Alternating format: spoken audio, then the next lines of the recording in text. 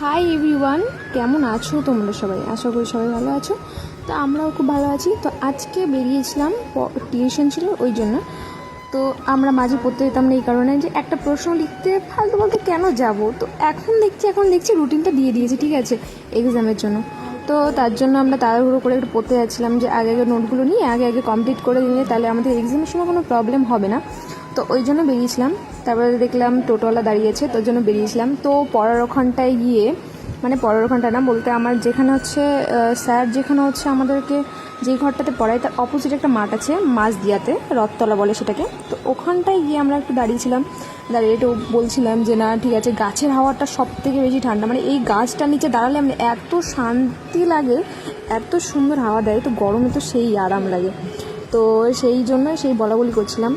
তো তারপরে হচ্ছে একটা গরু দেখলাম, ঠিক আছে।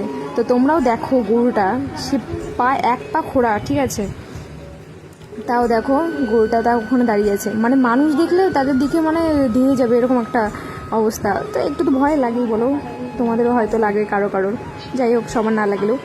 তো আমরা এখন পরক্ষণে সেটাই বলছিলাম যে সবার মনে একটু না একটু ভয় আছেই, সেটা গরু ছাগল হোক, পশু পাখি হোক, আর মানুষই হোক না কেন, কারো না কারো থেকে ভয় পাই। তো যাই হোক, আমরা অবশেষে পৌঁছে গেলাম সেই একটা হরর হাউস, ঠিক আছে।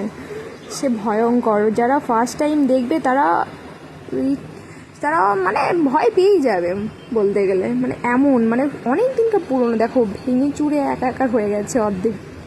তাও ঘরটা মজবুত এই কারণে, কারণ আগেকার দিনের ঘরগুলো অনেকটা মানে স্ট্রং আর কি এখনকার দিনের থেকে। তো যাই হোক, আমরা ওখানে পৌঁছে গেলাম পড়তে। তো আমাদের পড়া শেষ হয়ে গেছে, তো আমরা বেরিয়ে পড়লাম বাড়ির উদ্দেশ্যে।